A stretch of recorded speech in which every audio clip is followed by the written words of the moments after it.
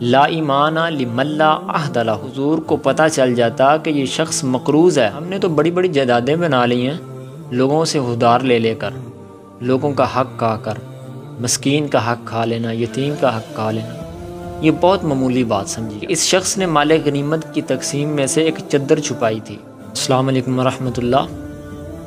الحمدللہ والصلاۃ والسلام علی رسول اللہ۔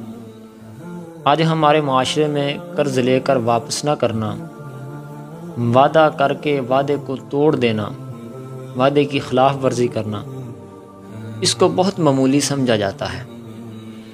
قرض لے کر واپس نہ کرنا، وعدے کی خلاف ورزی کرنا، اس بارے میں حدیث پاک کے اندر بہت سخت الفاظ ہیں۔ حضور مکرم صلی اللہ علیہ وسلم نے ارشاد فرمایا، لا ایمان لمن لا عہد لہ، اس شخص کا ایمان نہیں ہے جس کا وعدہ نہیں ہے۔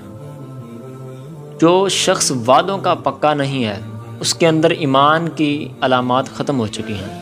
اور دوسرا، آپ جو اس شخص کا جنازہ نہیں پڑھاتے تھے جس نے کسی کا قرض دینا ہوتا، جنازہ پڑھانے سے پہلے آپ پوچھ لیتے صحابہ کرام سے کہ اس شخص نے کسی کا قرضہ تو نہیں دینا۔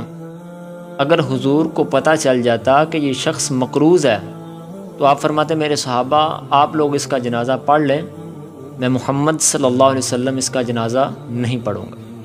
اور شہید کا بڑا مرتبہ ہے، بڑی شان ہے شہید کی۔ حضور مکرم صلی اللہ علیہ وسلم نے ارشاد فرمایا، جو شخص جام شہادت نوش کرتا ہے، شہید ہونے والا شخص اللہ تعالیٰ کے رستے میں، آپ فرماتے ہیں جب وہ جام شہادت نوش کرتا ہے تو اس کا قطرہ خون کا زمین پر بعد میں گرتا ہے تو اللہ تعالیٰ ساری زندگی کے گناہ پہلے معاف کر دیتے ہیں۔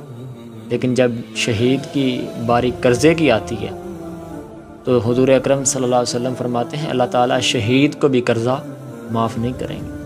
یہ کوئی معمولی بات نہیں ہے۔ ہم نے تو بڑی بڑی جائیدادیں بنا لی ہیں لوگوں سے ادھار لے لے کر، لوگوں کا حق کھا کر، مسکین کا حق کھا لینا، یتیم کا حق کھا لینا، یہ بہت معمولی بات سمجھی جاتی ہے۔ حالانکہ ایک حدیث میں آتا ہے، ایک غلام شخص شہید ہو گیا تو صحابہ اکرام رضی اللہ عنہم اجمعین نے مبارکباد دی۔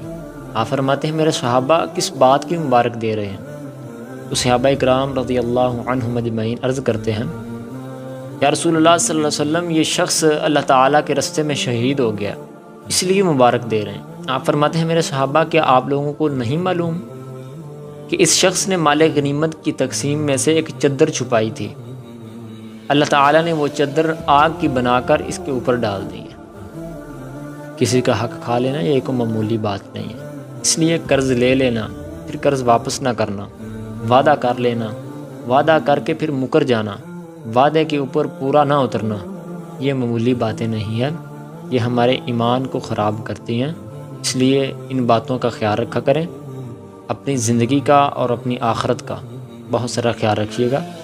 اللہ حافظ۔